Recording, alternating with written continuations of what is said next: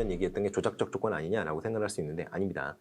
스키너의 조작적 조건화 이론은 지금까지 얘기했던 어떤 그 여기 그 고전적 조건화랑 여기 시행착오 설 이런 거랑 좀 달라요. 자, 그래서 조작적 조건화를 보시겠어요. 이거는 사실은 행동주의는 아니에요. 행동주의랑 이게 신행동주의에 속하는 그런 이론이에요. 그런데 그냥 고전적 조건화랑 대비시키기 위해서 제가 여기다 넣어놓은 겁니다. 그래서 이거는 완전히 옛날 그 행동주의는 아니다. 그렇게 생각을 하셔야 돼요. 자, 그러면 보시면 여기 뭐 어려운 얘기가 쭉 나오는데요. 그것보다는 2번을 그냥 보시는 게 더 나을 것 같습니다. 2번 같은 경우에는 일단은 여러분이 이제 2번을 설명을 해드릴 건데 일단 여러분이 헷갈리시면 안 되는 게 실험을 설계한 사람 있잖아요. 요 어떤 자극에 대한 어떤 반응이 이끌어질 수 있는 그 환경을 세팅해 놓은 사람 누구예요? 연구자죠. 연구자에게는 우연이 아니에요. 연구자는 그렇게 될 것이라고 가정을 하고 실험을 설계했으니까. 요거는 어떻게 누구한테 우연이라는 요소가 누구한테 들어가느냐면 이 실험에 참여한 사람한테 들어가요. 손다이크 같은 경우에는 그 스키너는 그 고양이 실험 있잖아요. 고양이가 이렇게 암실에 있다가 이렇게 레버를 딱 밟았을 때 문이 뿅 열리고 그래서 문으로 나가면 먹이를 먹을 수 있도록 설계를 했던 그 고양이 상자 실험 있죠. 그 고양이 입장에서 생각을 하셔야 된다는 거예요. 고양이는 돌아다니다가 뭔가를 자기가 밟았어요. 그랬더니 문이 열려요. 그럼 고양이 입장에서 이걸 밟으니까 저게 열리네? 이게 학습이 된 거잖아요. 저게 열려서 그걸로 가봤더니 어때요? 먹을 수 있는 추류가 있었던 거죠. 뭐 추류는 아닙니다만 실제로는. 아무튼 먹이가 있었던 거죠. 그렇게 해서 고양이 입장에서 실험에 참여한 실험 참가자 입장에서 생각을 하셔야 됩니다. 근데 이게 학습으로 적용이 되면 어때요? 학습자 입장에서 생각을 해보셔야겠죠. 그걸 좀 생각을 하셔야 돼요. 선생님 입장이 아닙니다, 이거.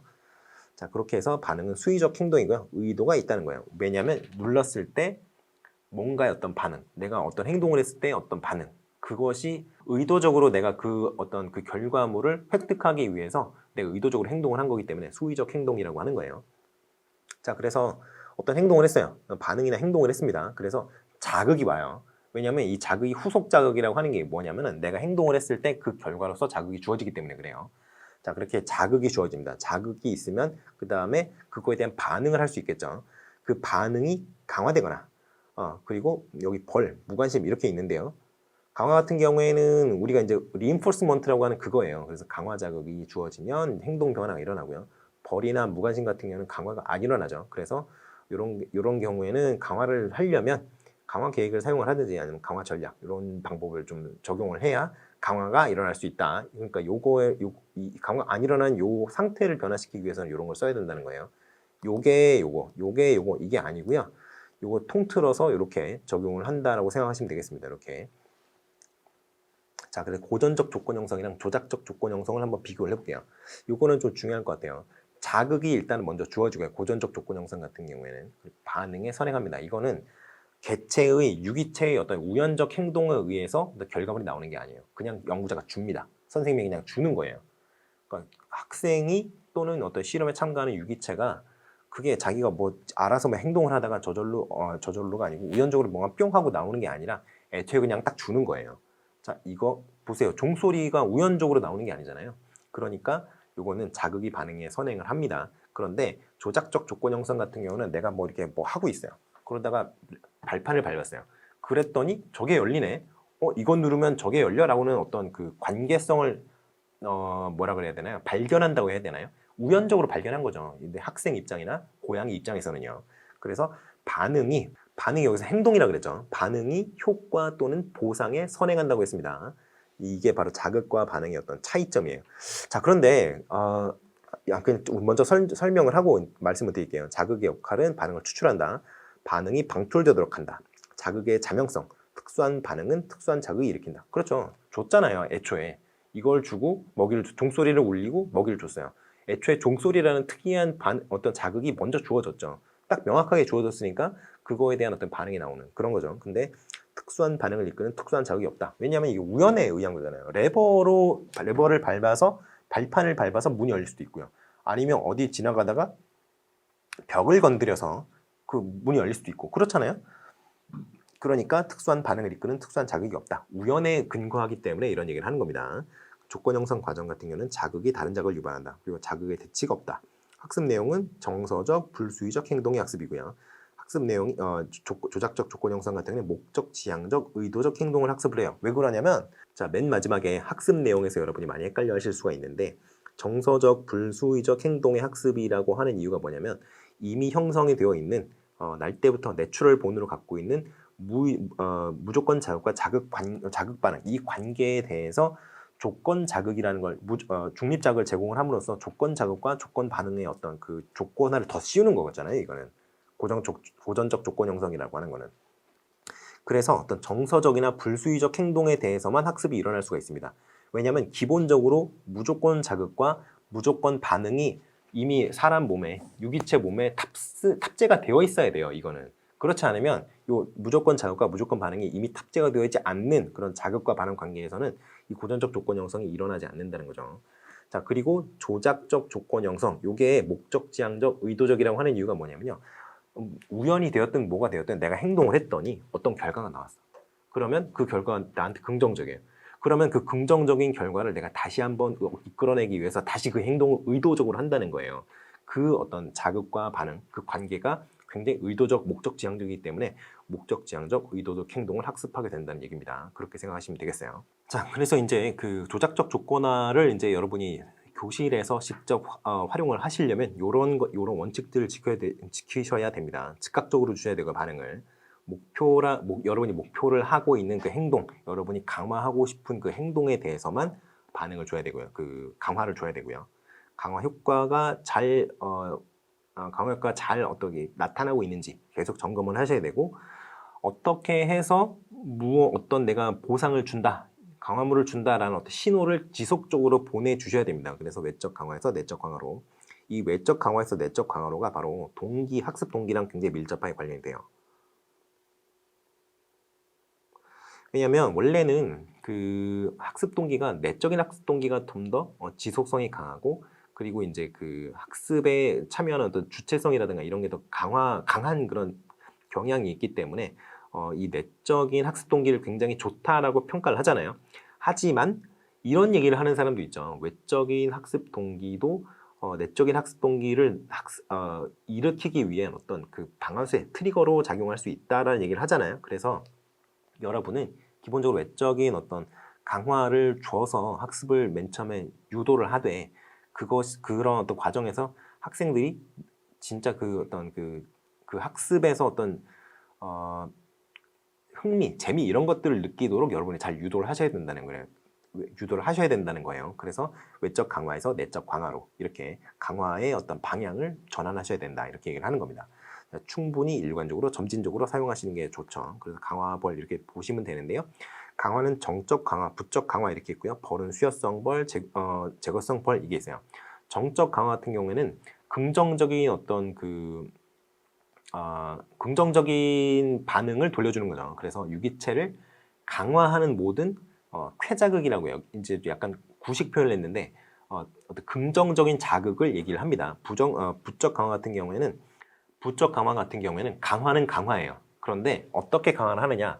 긍정적인 반응을 이끌어내는 자극을 주는 게 아니고요. 왜냐면 굉장히 싫은 네거티브한 반응을 이끌어내는 그런 어떤 혐오성 어떤 그 개념이라든가 뭐 조건이라든가 있을 거 아니에요. 그거를 없애주는 겁니다. 없애주니까 부정적인 어떤 반응이 나오지 않겠죠. 그런 식으로 해서 강화를 준다는 데서 부적 강화라고 얘기를 하는 거예요.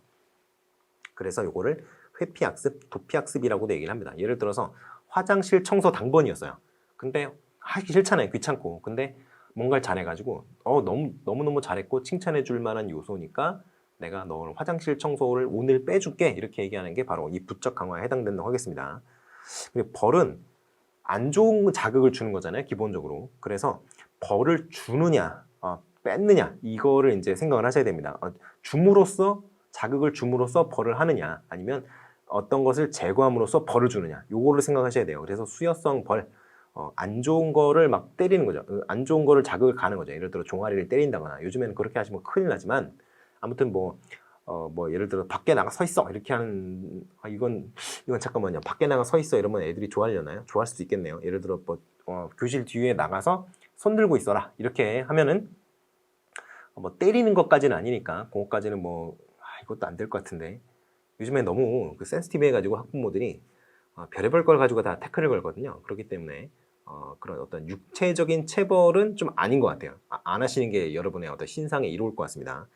그런데 아무튼 이렇게 1차적 벌은 어떤 혐오 자극을 제공하는 거예요. 그런 식으로 하는 게 수역성 벌이고요.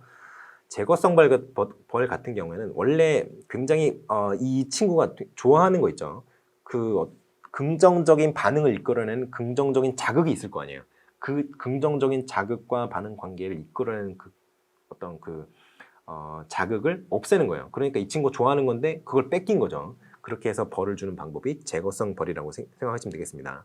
자, 벌은 이게 좀 유의를 하셔야 되는 게 뭐냐면 벌 같은 경우는 아동이 공격성을 형성할 수 있어요. 이게 비뚤어진다는 거죠. 그리고 문제 행동을 줄이는 데는 효과적이기는 한데 새로운 어떤 긍정적인 자극 반응 관계를 형성하는 데는 좀 어렵죠. 때리거나 아니면 뺏는 건데 뭐 어떻게 학습을 하겠어요. 그렇죠. 그러니까 새로운 행동을 가르칠 수는 없다. 이러한 어떤 한계가 있습니다. 그래서 유의점으로는 아이들이 부당하다고 생각하면 안 돼요. 그렇기 때문에 기준이 딱 명확하셔야 되고 그 기준을 잘 지키셔야 됩니다. 그리고 벌을 주고 있다고 하더라도 걔가 뭔가 잘했어요. 근데 이거는 벌이랑 관계없는데 잘했단 말이에요. 그러면 그거에도 또 여러분이 칭찬을 그거는 별개 문제니까 별개 문제는 별개로 따로 처리를 하셔야 된다는 거예요. 그렇게 여러분이 이 벌을 주셔야 벌을 통해서 생길 수 있는 그런 여러 가지 부작용을 최소화할 수 있다. 이렇게 말씀드릴 수 있을 것 같아요. 강화계획, 이거는 제가 그 전에 말씀드린 적이 있어요. 그래서 계속 강화는 계속 주는 거고요. 간헐 강화를 여러분이 주목을 하셔야 되는데 요거 변동 비율, 변동 간격, 이 변동되는 것이 가장 효과가 좋다고 얘기를 했습니다. 그 중에서 가장 효과가 좋은 게 뭐라 그랬어요? 변동 비율이라 그랬죠. 그러면 변동 비율이랑 변동 간격이 굉장히 헷갈린단 말이에요. 근데 제가 예전에 한번 설명을 드렸죠. 요거 두 개가 어떻게 달라지는가, 어떤 측면에서 구분을 할 수 있는가. 지금 다시 한번 리바이벌을 해드릴게요. 변동 비율이나 변동 간격이나 보면은 주는 어떤 자극을 주는 긍정적인 자극을 주는 간격이 막 지멋대로예요. 다르단 말이에요. 그러니까 결국에는 겉으로 드러나기에는 차이가 별로 없어 보인단 말이죠. 그런데 이 간격이 시간 간격이라는 걸 여러분이 생각을 하셔야 돼요. 그래서 어떤 자극을 주었을 때 강화물을 제공하는 이벤트, 그 과정, 자극이 어떤 행동에 대해서 강화물을 주는 행동과 강화물 수요의 어떤 전체적인 하나의 묶음을 사건이라고 우리가 얘기를 해봅시다. 어떤 사건이 일어나기까지 저번에 사건이 일어나고 그 다음 사건이 일어날 때까지 시간 간격이 지멋대로예요. 변동 비율이나 변동 간격이나. 그런데 이거는 마지막에 현상적으로 봤을 때 똑같다는 얘기고, 그 사건이 일어나는 기준이 되는 게 시간 그 자체가 되는 것이 바로 변동 간격입니다. 예를 들어서 낚시를 얘기를 많이 하거든요. 변동 간격을. 왜 그러냐면 여러분 혹시 낚시를 해보신 적이 있는지 모르겠는데 낚시를 하면 어떻게 되냐면요. 여러분 이렇게 찌가 이렇게 있잖아요. 낚시 바늘이 이렇게 있어요. 낚시 바늘이 이렇게 있고 여기 이렇게 낚시 바늘이 물에 뜰 수 있도록 찌를 만들어 놓습니다. 그리고 던지면 찌가 물에 뜨니까 이렇게 달려있단 말이에요. 그러면 물고기가 이렇게 와요. 그래서 딱 보죠. 저걸 먹을 수 있나? 여기 뭐 지렁이라든가 이렇게 물방개는 아니고 낚시를 안 가지고 오래돼가지고 까먹었는데 미끼 이런 것들을 달아놓는단 말이에요. 그래서 이걸 보고 내가 저걸 먹을 수 있는가? 먹어도 되는 건가? 맛있는 건가? 이렇게 판단을 해야겠죠. 물고기가 그 찌를 물으려면. 그런데 요 판단하는데 즉각적으로 판단하는 게 아니잖아요. 물론 멍청한 물고기들도 있습니다. 바늘을 집어넣자마자 물려오는 애들도 있어요. 빙어 이런 애들이 그렇죠. 그런데 얘네들 같은 경우에는 사실은 얘네들도 머리를 써야 될 거 아니에요. 나름대로. 얘네들 유기체고 뇌가 있는데 내가 저걸 먹을 수 있는지 판단할 때까지 시간이 필요하단 말이에요. 물리적으로. 그러니까 어떠한 결과가 나오기 위한 그 과정에서 일단 시간 자체가 유의미하게 필요하냐, 이게 바로 이 변동 간격과 변동 비율을 가르는 가장 강력한 기준입니다. 그래서 낚시 같은 경우는 그렇죠. 판단하는 데까지 물리적으로는 시간이 필요하잖아요. 근데 변동 비율 같은 경우에 여러분 이제 일본에 가셔서 슬롯 머신 같은 거 해보신 적 있을지 모르겠어요. 빠친코 같은 거. 제가 그 전에 재미로 한번 해본 적이 있는데 이게 당긴단 말이에요. 슬롯 머신이 당긴다고 우리 많이 표현하잖아요. 그러면 화면에 삐르르 막 돌아가요. 막 돌아가는데 그게 사실은 의미가 없어요. 그렇잖아요. 당겼을 때 확률 그냥 랜덤으로 해가지고 결과만 삑 보여주면 돼요. 뭐 돌아가고 이거 필요 없습니다. 숫자만 보여주고 당첨이 되었는지 안 되었는지, 당첨이 되었으면 뭐 트리플 세븐에 당첨이 되었는지, 뭐 바에 당첨이 되었는지, 이런 것들 저런 것들 그냥 확률적으로 그냥 숫자만 보여주면 돼요. 그런데 뾰르르르르 이렇게 돌아가는 이유는 그냥 시각적인 자극, 시각적으로 즐거움을 주기 위해서 그럴 뿐이에요. 그러니까 어떤 그 당첨이라는 결과가 도출될 때까지는 그냥 확률만 적용이 되는 거고, 시간은 의미가 없는 거죠, 사실. 확률이 여기서는 작용을 하는 거예요. 그런데 이 변동 간격은 사건이 발생할 때까지, 기존 첫 번째 사건 이후에 두 번째 사건이 발생할 때까지 그 사이에 물리적인 시간이 유의미하게 반드시 존재하여야만 하는 그런 어떤 그 강화가 바로 변동 간격 강화라는 거예요. 그래서 그렇게 좀 구분하시면 되겠습니다. 자, 그러면 행동 수정 이론을 볼게요. 응용 행동 분석이라고도 합니다. 자, 목적 같은 경우에는 일반적으로 문제 행동을 교정하는데 목적을 둬요. 이 행동 수정 이론 같은 경우에는 그 우리가 고전적 조건화가 아니라 조작적 조건화와 밀접한 관련이 있어요. 자, 아까 고전적 조건화는 어디다 써먹는다 그랬어요? 이런 데 쓴다 그랬잖아요. 공포증, 역조건 형성, 홍수법, 체계적 둔감법, 행동수정, 광고, 서거 이런 데 쓴다 그랬죠. 기본적으로 고전적 조건 형성 같은 경우는 무조건 자극, 무조건 반응, 이게 존재할 때만 쓸 수 있습니다. 예를 들어서 아까 제가 얘기했던 그 새 싫어하는 분들이라든가 뭔가 트라우마를 자극하는 시각적인 어떤 촉각적인 그런 그 외부로부터의 자극에 대해서 나도 모르게 이렇게 막 반응이 나오는 그런 어떤 것들이 이미 형성이 되어 있어야 고전적 조건 형성을 사용을 해서 그걸 치료를 할 수 있어요.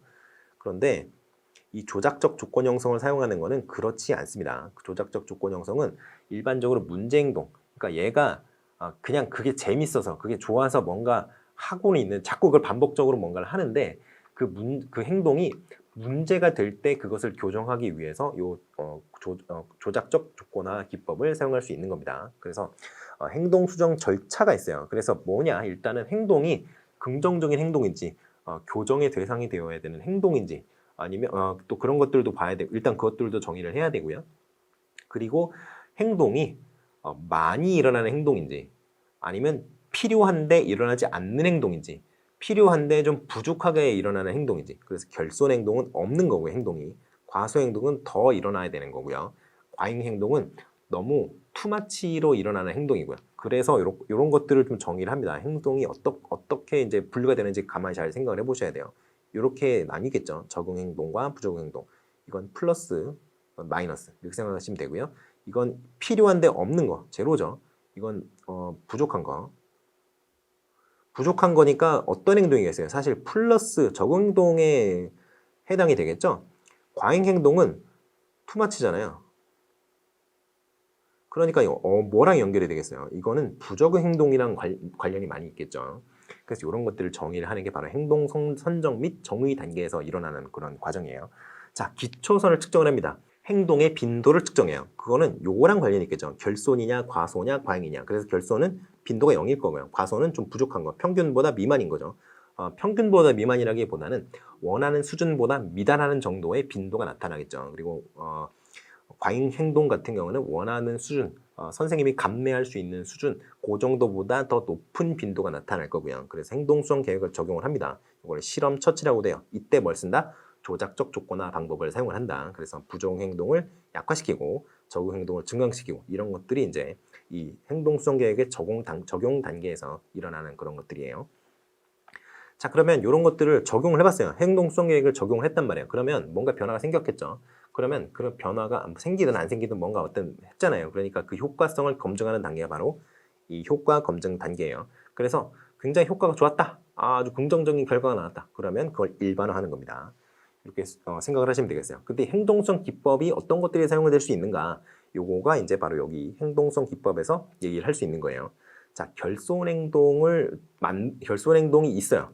자, 일단 행동의 선정 및 정의 단계에서 어떤 행동이 필요한데, 나타나야만 마땅한데, 나타나는 것이 좋은데 없다, 행동이 나타나지 않는다, 그럼 행동의 행동이 나타날 수 있도록 뭔가를 설정을 해줘야겠죠. 그 어떤 자극 반응 관계를. 그래서 이런 것들이 이제 행동 형성 또는 행동 조성 이렇게 얘기를 하는데요. 쉐이핑이라고도 많이 합니다. 그냥 이걸로 알아두세요. 행동 형성으로 알아두세요. 그래서 이런 경우에는 출발점 행동으로부터 최종 목표 이르기까지 단계를 이렇게 나눕니다. 1단계에서 뭐하고 2단계에서 뭐하고 3단계에서 뭐하고 이렇게 쭉쭉 나오나요? 그래서 각 단계에 도달할 때마다 충분한 어떤 자극 반응 관계, 행동이 나타날 때마다 강화를 해줍니다. 그래서 이게 잘 나타나는, 이게 학습이 잘 됐어요. 그럼 이건 이제 나타나는 빈도가 높아졌죠. 그러면 여기서 이제 또 이어나가는 겁니다. 이게 또 잘 나타나세요. 그러면 또 요거, 또 요거. 이렇게 해서 마지막 최종 목적까지 그렇게 되면 어떤 자극을 줬을 때 쭉 한번 일어나겠죠. 이거를 학습시키는 게 바로 이 행동 형성이에요. 이거는 어디다 많이 쓰냐면 애들이 학습을 할 때 초반에 어떤 출발점 행동 굉장히 쉬운 단계인데 최종 목표 같은 경우는 굉장히 복잡한 그런 개념을 나눌 때 학습을 시킬 때 이렇게 단계를 많이 나눠가지고 자 이거를 했을 때 자 A를 더하고 A랑 B를 더하면 A 플러스 B가 되잖아. 이 덧셈부터 연습을 해보자. 덧셈을 이렇게 하는 거예요. A 플러스 B를 학습을 많이 시키는 거죠. 한 자리, 두 자리, 세 자리 이렇게 많이 연습을 시키는 겁니다. 그러면 이거를 이제는 곱하기를 시킨다든가 한 자리에 어떤 이렇게 하시는 게 이해하시는 게 낫겠네요. A 플러스 B를 연습을 해요. 그래서 이제는 어떠한 자릿수의 덧셈이든 자연수 어떤 자릿수든 자연수의 덧셈을 완벽하게 할 수 있는 데까지 여러분이 이제 아이를 가르치고 싶어요. 그러면 한 자리부터 시작을 하는 거죠. 한 자리 보면은 이제 5랑 8 더하면 13이잖아요. 우리 알죠? 근데 어떻게 해요? 원래는 5개, 3개.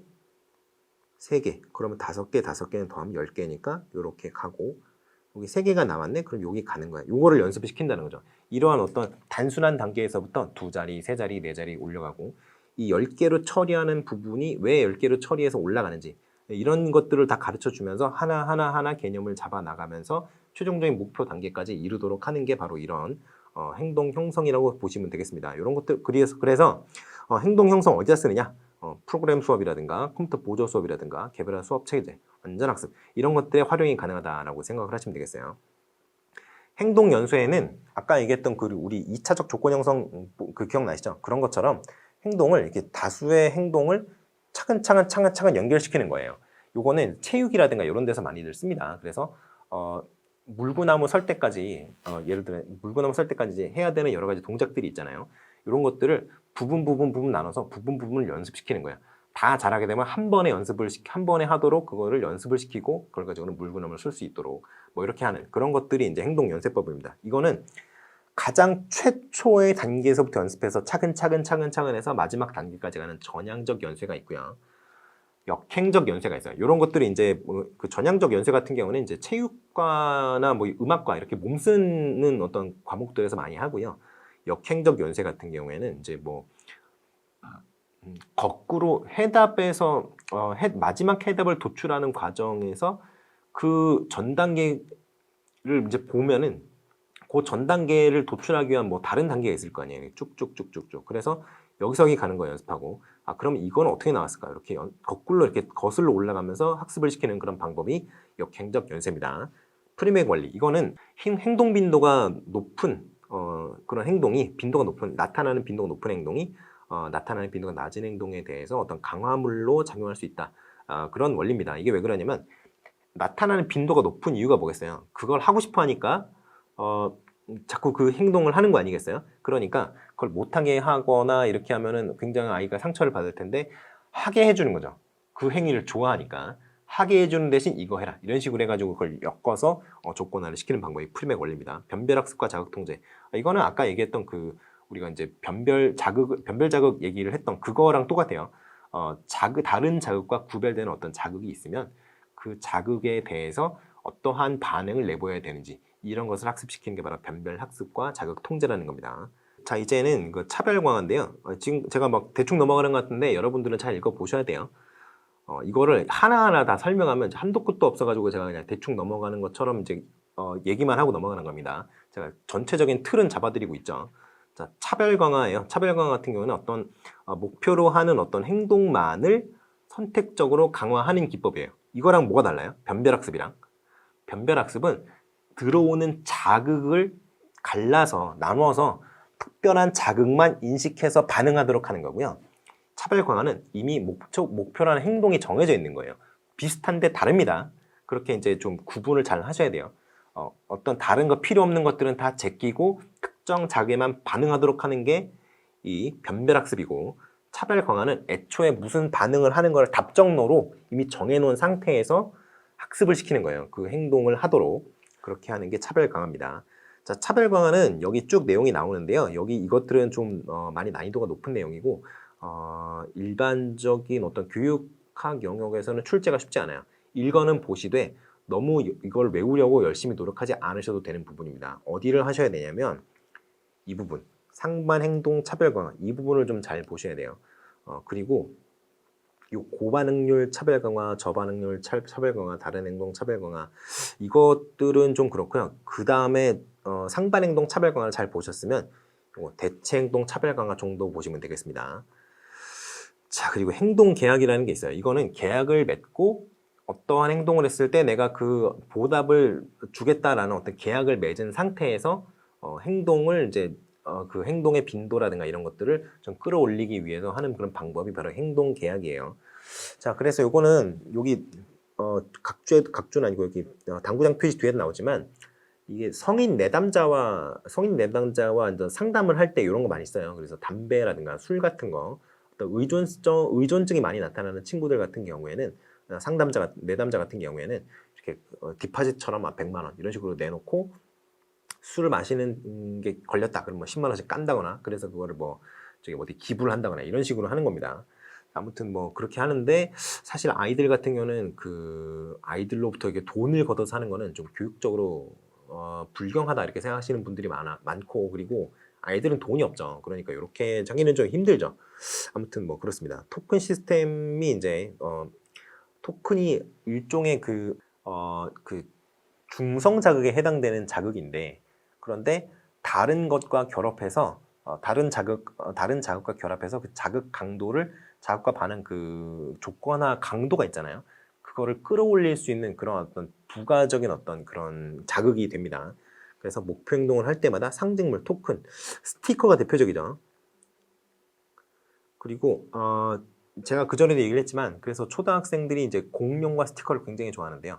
그래서 스티커에 공룡이 들어있는 공룡 스티커가 정말 최고다라는 그런 얘기를 제가 이제 초등학교 교사인 동네 후배한테 얘기를 들은 적이 있어요. 아무튼 그렇습니다. 그래서 요 상징물, 토큰을 제공함으로써 목표 행동에 대한 어떤 빈도를 증가시키는 방법, 이게 바로 토큰 시스템을 활용하는 방법이죠. 자, 그러면 부정적인 행동을 너무 많이 해요. 지금까지는 없는 행동의 어떤 빈도를 새로이 만들어내기 위해서 활용하는 방법이었죠. 그게 바로 이제까지 얘기했던 거고, 이제는 자, 그러면 이제 과잉 행동 약화 또는 감소를 목표로 하는 겁니다. 과잉 행동이니까 하면은 안 좋은 것들, 안 했으면 좋겠다 이렇게 생각되는 그런 행동인 거죠. 이제까지는 어떤 행동이었어요? 결손 행동이나 어떤 부족한 행동들, 과소 행동 같은 경우를 우리가 다루는 그런 어떤 방법들을 얘기를 했는데, 이제는 너무 많이 하는 거죠. 긍정적이지 않은 행동을 할 때 그 빈도를 낮추기 위해서 사용하는 방법들이에요. 자, 상반행동 차별 강화, 요거는 좀 이제 여러분이 잘 알아두셔야 되는데, 차별 강화 중에 제일 중요한 게 요겁니다. 일반적으로. 자, 문제 행동과는 다른 상반되는 바람직한 행동.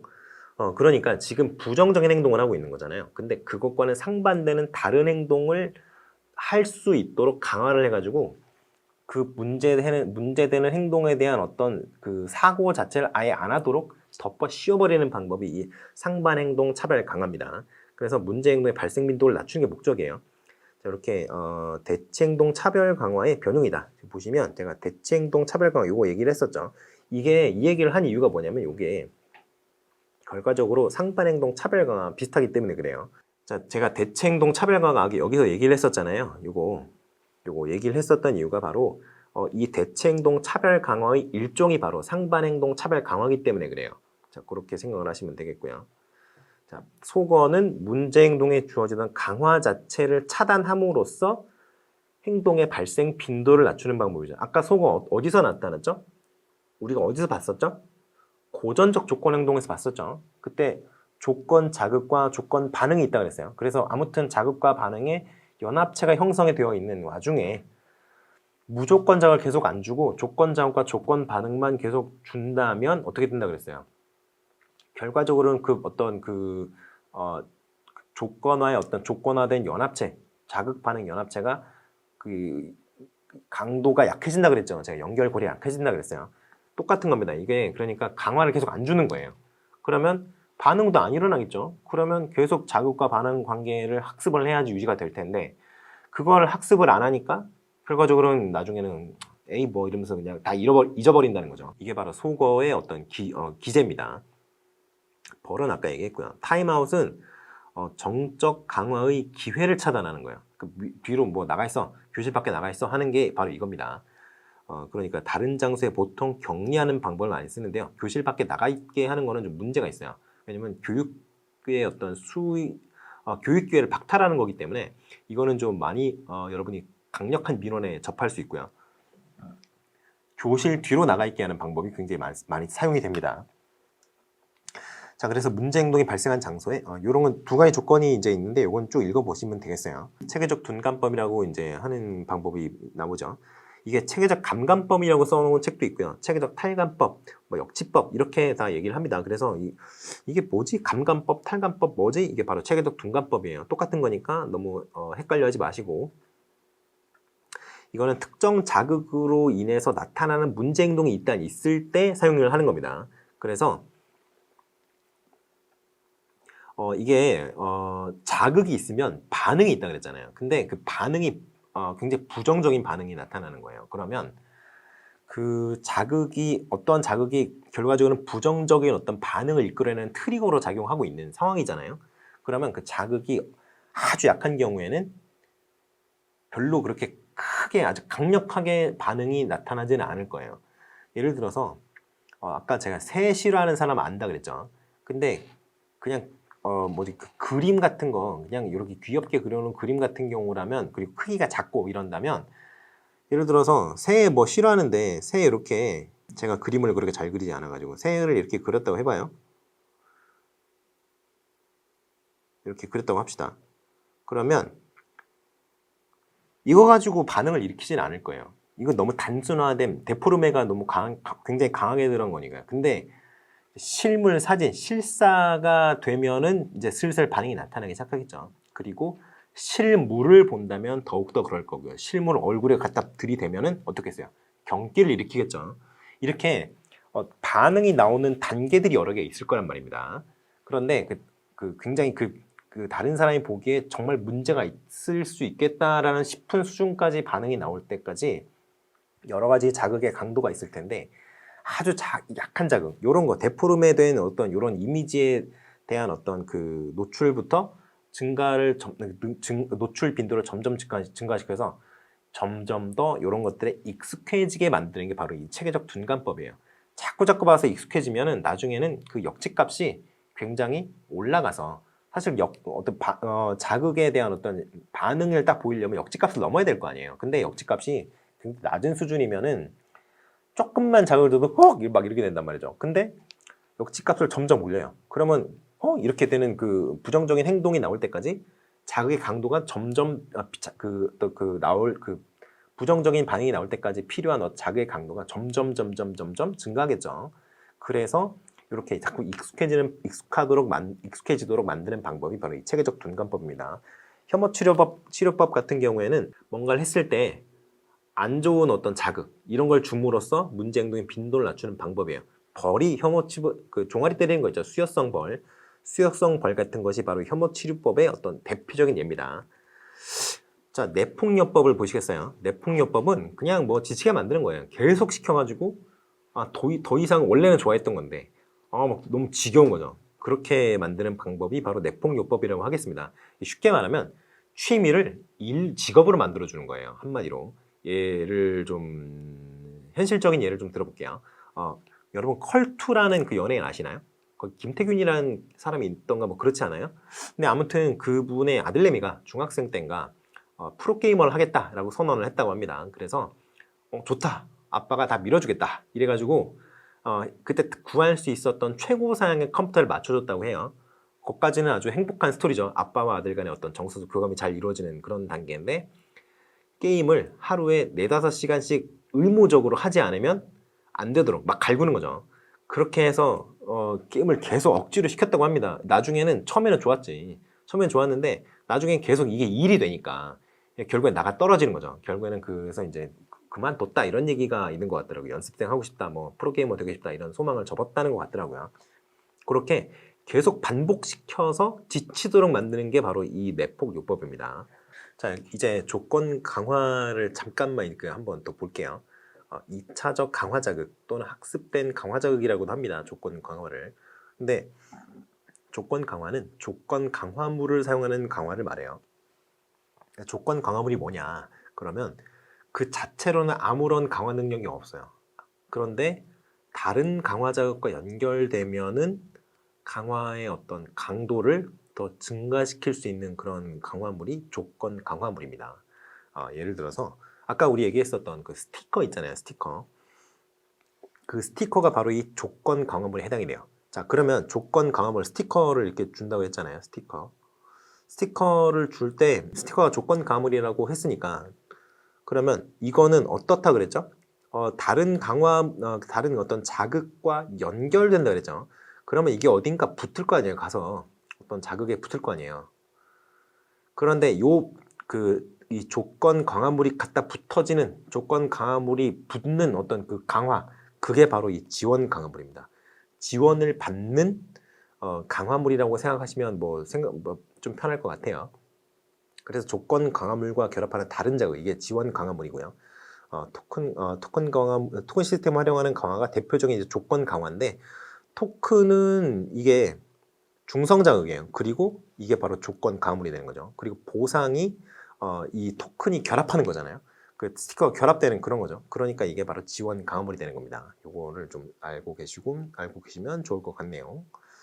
자, 그러면 거스리의 근접 이론으로 넘어가겠습니다. 접근적 조건화 이론이에요. 이거는 접근할 때마다 강화를 해준다는 거예요. 그래서 자극과 반응 간에 서로 접근할 수 있는 성질이 있어야 이 자극 반응의 어떤 그 연합체 이런 것이 좀 강력하게 형성이 될 수 있다.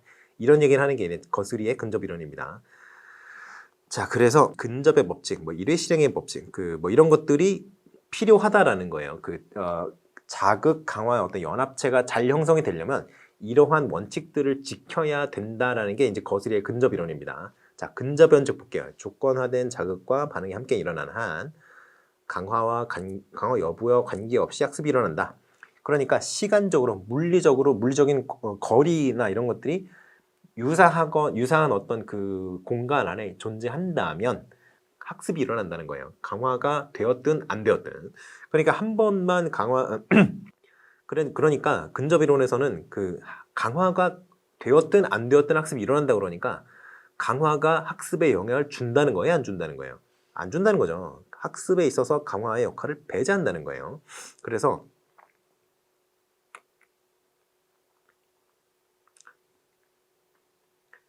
이제 자극 반응 연합이 시간적으로 유사한 공간 내에 있을 때 학습이라는 것이 형성이 된다. 학습이라는 과정이 일어난다. 이렇게 보는 겁니다. 자, 그리고 1회 시행의 법칙을 보시겠어요? 1회 시행의 법칙. 1회 시행의 법칙이 뭐냐면은 어떤 그 조건화가 이루어질 때 그 전에 고전적 조건화나 연합학습이나 조작적 조건화는 어땠어요? 반복적으로 어떤 그 자극과 반응의 어떤 연합체가 반복적으로 학습이 되어야, 반복적으로 시행이 되어서 자꾸 반복이 되어서 그걸 학습을 해야지 잘 조건화가 이루어진다는 게 기본 틀이었잖아요. 근데 거스리 같은 경우에는 그렇게 여러 번 할 필요 없다는 거죠. 한 번 딱 해도 학습이 된다라는 거예요. 그런 경우가 있다는 거죠. 그래서 조건화가 처음 형성될 때 강도는 이후에도 일정하게 유지된다라고 봅니다. 그래서 딱 한 번 어떤 자극과 반응이라는 그 관계가 연합체가 형성이 되었다면, 학습이 되었다면 그거는 더 이상 어떤 변화하지 않는다라는 거예요. 그 강도가. 그래서 이 1회 시행의 법칙을 좀 고려를 해본다면 선생님이 어떻게 해야 되느냐? 그렇다면은 이제 맨 처음에 이 조건화를 할 때 그 조건화의 어떤 고리를 잘 맞춰놔야 애들이 학습할 때 애들이 학습이 좀 잘 이루어진다는 그런 거죠. 그러니까 잘못된 지식을 전달하는 경우에는 잘못된 접근화가 이루어질 수 있으니까 그 제대로 된 지식을 잘 전달하는 그런 굉장히 굉장히 좀 델리케이트한, 소피스티케이트한 어떤 그런 여러 가지 과정이 필요하다는 거예요. 분명한 어떤 지식을 전달을 해야 된다는 거죠. 어려운 단어를 써서 아이들이 좀 혼동을 일으킬 수 있도록 아이들한테 혼동이 발생할 수 있도록 그렇게 발생할 수 있는 그런 어려운 용어로 사용한다든가 그렇게 하면 안 되고 풀어서 설명을 해줘야 된다는 거예요. 물론 저 같은 경우에는 여러분들은 이제 대학교를 졸업하신 분들이기 때문에 고등교육을 받으신 분들이잖아요. 그러니까 저는 뭐 단어 사용에 큰 제약을 받지 않아요. 근데 여러분들은 중학교 아이들, 고등학교 아이들 이렇게 단어 수준이 굉장히 떨어지는 사람들을 상대로 하죠. 그러니까 고등교육을 받은 사람이 만약에 뭐 수업을 들으면서 단어를 이해를 못한다. 그건 본인의 책임이죠.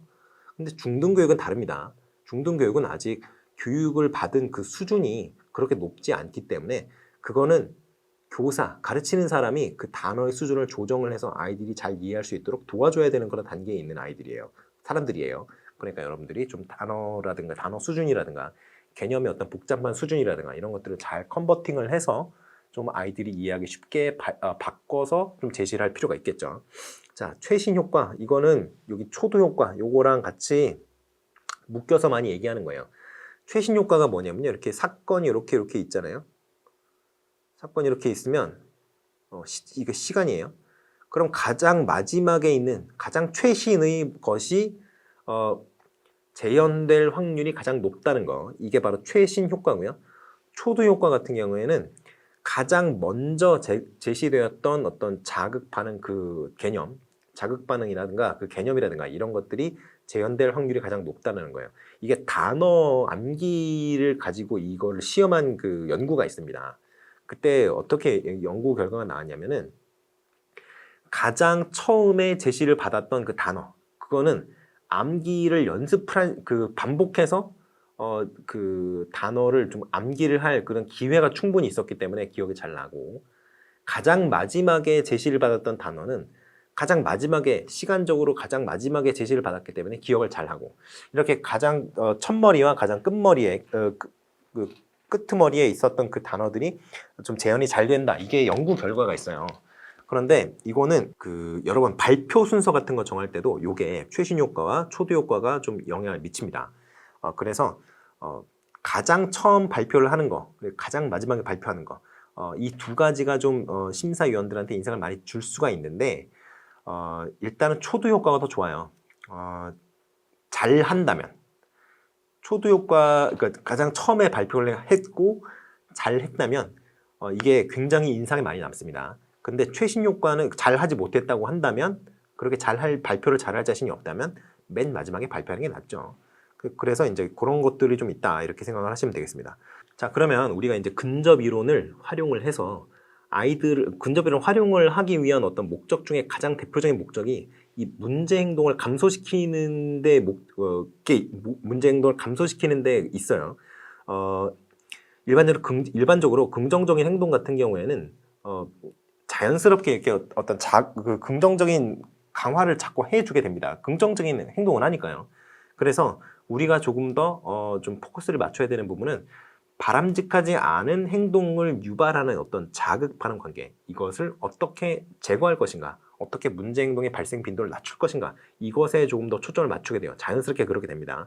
그래서 근접 이론을 활용을 해서 문제 행동을 감소시키는 방법이 뭐가 있느냐 생각을 해보면 이런 것들이 있다는 거예요. 아까 얘기했던 그 역치법,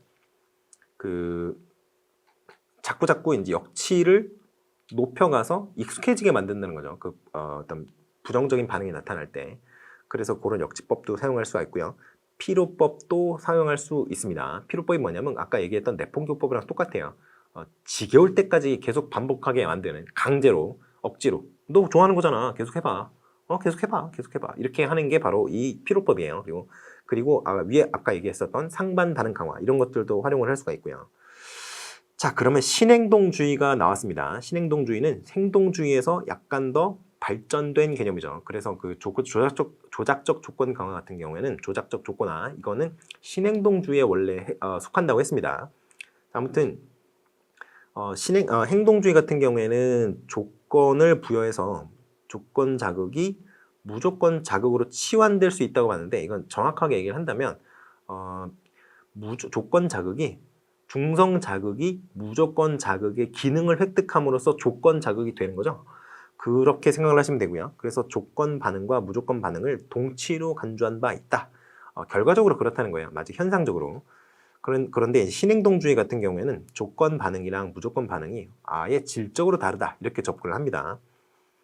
아무튼 여기서 우리가 주목을 해야 될 게 뭐냐면요. 우리가 자극이 있고요. 그리고 반응 이렇게 이제까지 얘기를 했었잖아요. 근데 자극이랑 이 반응 관계 사이에 유기체를 껴넣어요. 오르거니즘을 껴넣는단 말이에요. 그래서 SR 연합을 SOR로 수정합니다. 신행동주의는 대체로 이래요.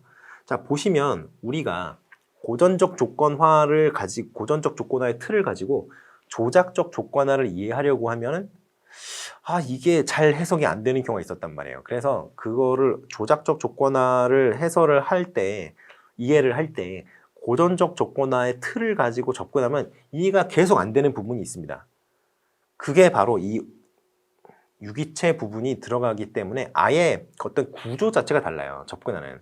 그런데 자꾸 고전적 조건화의 틀을 가지고 조작적 조건화를 이해하려고 하니까 이해가 안 되는 거예요. 그래서 조작적 조건화는 고전적 조건화를 이해하는 틀과 다르니 아예 별개로 이해하시라 이렇게 제가 항상 말씀을 드립니다. 자, 그래서 아무튼 그렇다고 생각하시면 되겠습니다.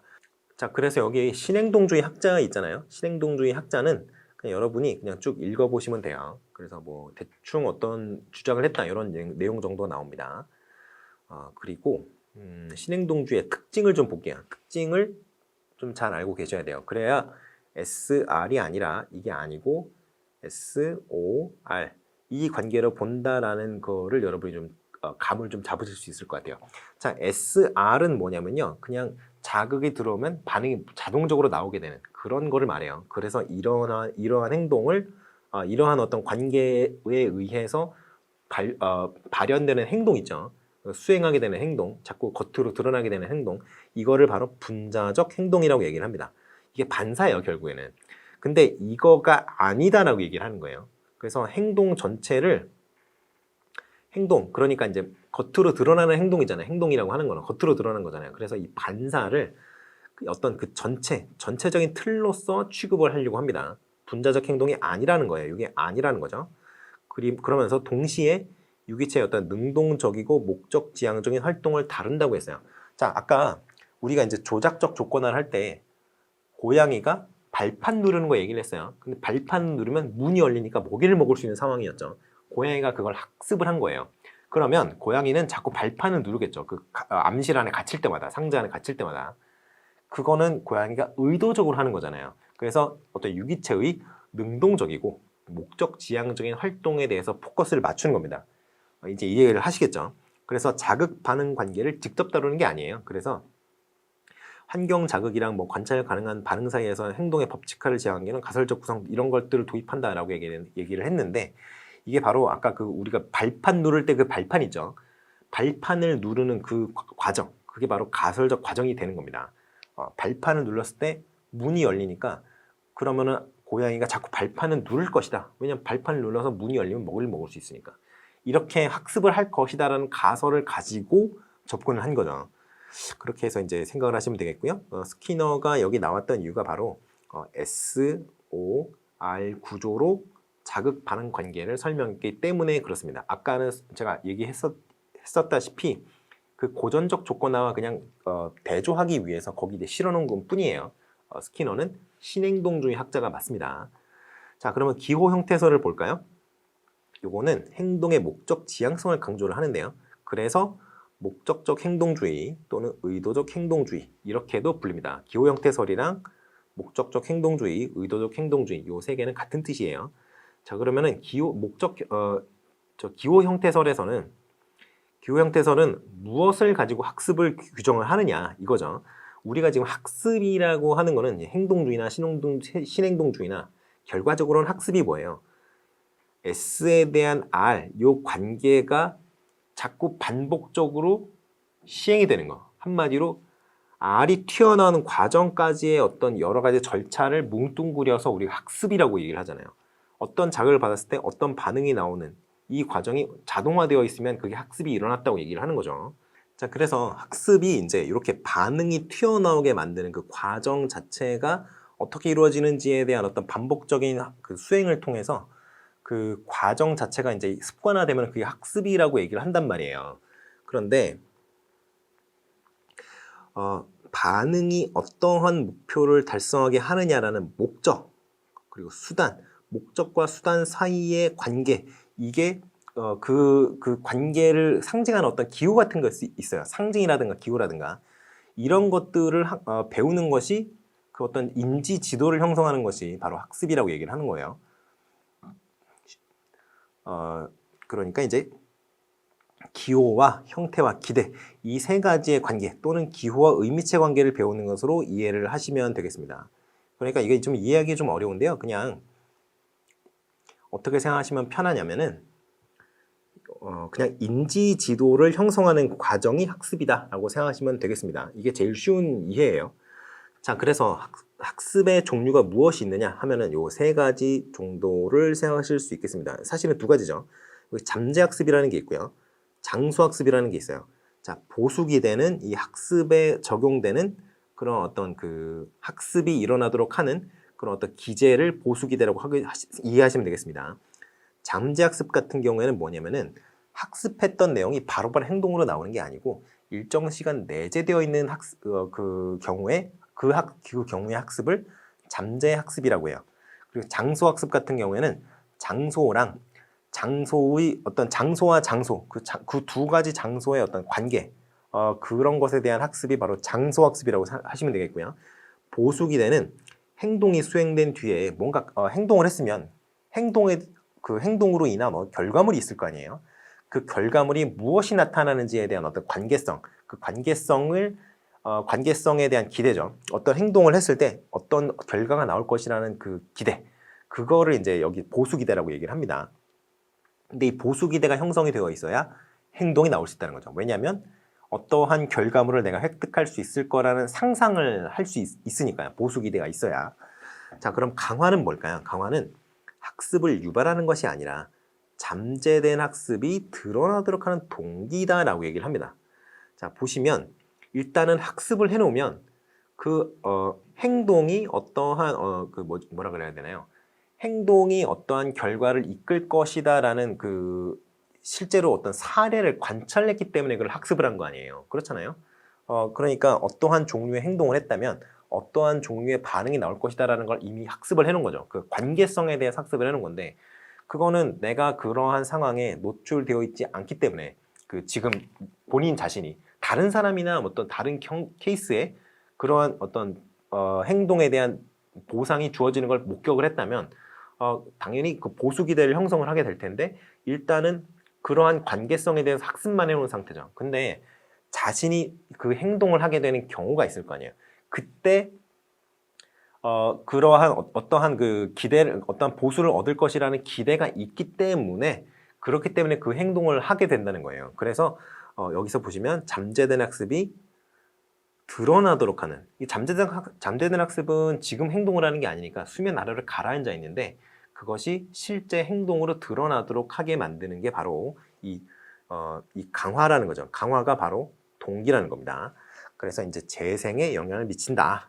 재생에 영향을 미치는 그런 것이 바로 강화다. 이렇게 생각하시면 되겠습니다. 그 정도 보고 넘어가시면 되겠고요.